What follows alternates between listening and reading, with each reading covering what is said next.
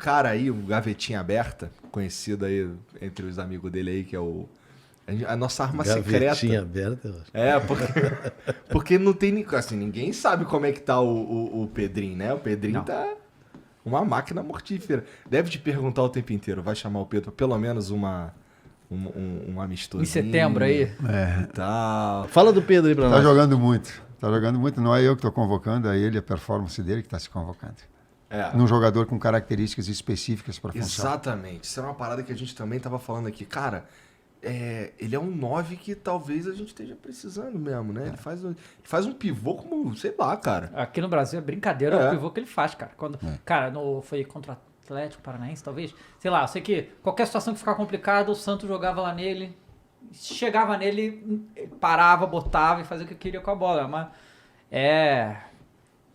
O cara tá metendo bicicleta. Pois é. Ontem teve um lance específico de uma bola que colocaram nele e ele escora para Arrascaeta, vindo ele finaliza do lado do Everton, um lance perigoso. Então tu vê as percepções, é um jogador que não só tem qualidades técnicas, como raciocina numa mesma dimensão que esses jogadores que apresentam. Então ele tem uma característica difícil. Não vai ter velocidade. Se quer dele velocidade, não vai ter. Não vai transição em velocidade, não vai ter. Mas vai ter um pivô, um jogador da jogada combinada e de cabeceio. Sim.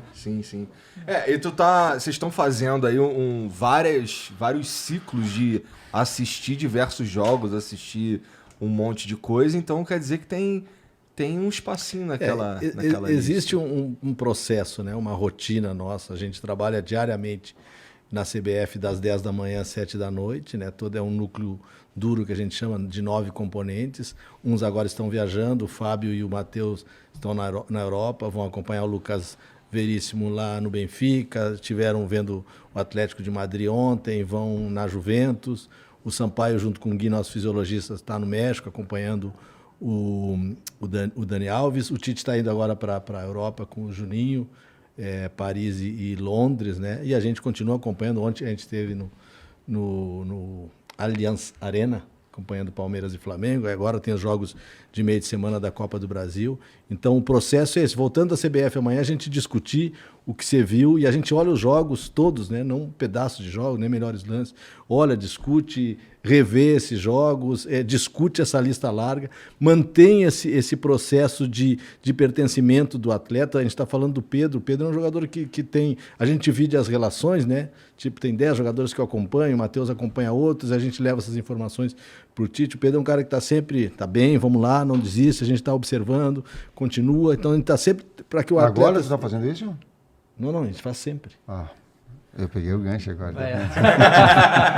Porque agora é fácil falar do Pedro, né? Agora é fácil que ele está jogando. Agora tá porque fácil. Antes Agora ele já mantinha essa relação de, poxa, continua trabalhando, que está nessa lista de jogadores importantes. E isso é legal porque eu não sabia. Então a CBF, vocês falam com o jogador. Cara, mantém aí, continua. Te fala por WhatsApp e a gente vai até eles, né? Ou no seus CTs, ou conversar com as suas comissões, conversar com o seu departamento físico, clínico. A gente usa muito, médico fala com médico, preparador fala com preparador, dirigente fala com dirigente, para ter a mesma língua, treinadores falam com os treinadores, com os atletas, conversamos muito com os atletas. É um acompanhamento diário. Assim como, desculpa, é uma coisa legal para falar que aconteceu conosco recentemente, eu não tenho instalado, a gente faz também consultoria com o atleta. A gente trouxe o Felipe Luiz para ficar um dia inteiro conosco. Legal. Por quê? Porque ele é um jogador diferenciado. Não, quando acabar a carreira ele vai para ou treinador de alguma coisa. Isso aí as percepções que ele tem em termos táticos e o nível pessoal dele é muito grande. É muito grande.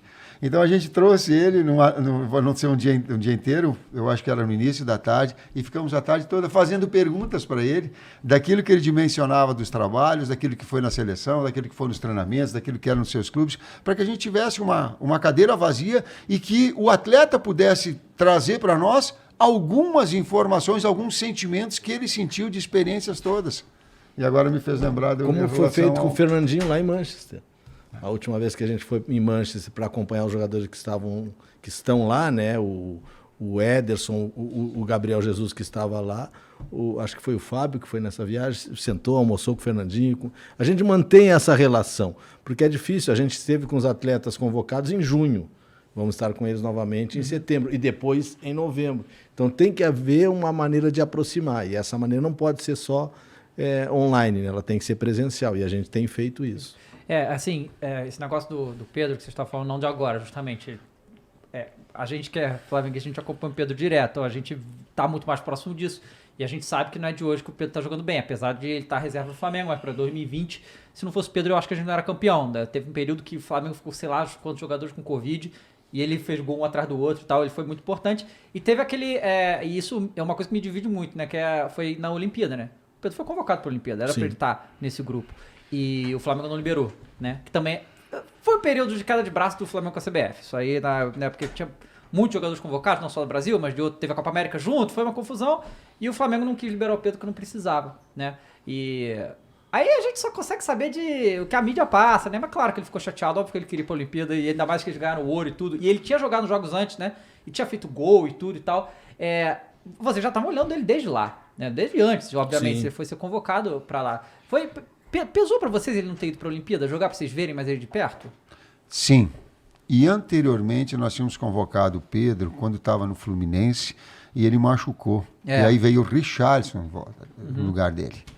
Porque eu conversei com o Abel e o Abel falou assim, Tite tem um jogador que ele é gol, ele cheira gol, ele tem que é o Richarlison. Se tiver um jogador com essas características diferentes do Pedro, tem. E eu tenho uma muito boa relação e sei da qualificação do Abel e trouxe o Richarlison na sequência porque a gente acompanhar. Mas o Pedro já vinha naquele momento. Veio depois também e entrou num jogo contra a Venezuela, que nós precisávamos ir aqui em casa. A Venezuela veio com um caminhão e mais um ônibus e mais tudo lá atrás.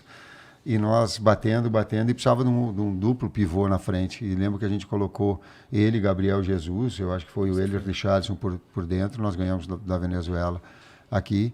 Então é um jogador que empresta essa característica que a gente vem. Depois ele teve um momento que não deu uma sequência, mas de alguma forma torcendo sempre para que ele tivesse, por essa característica também. Sim.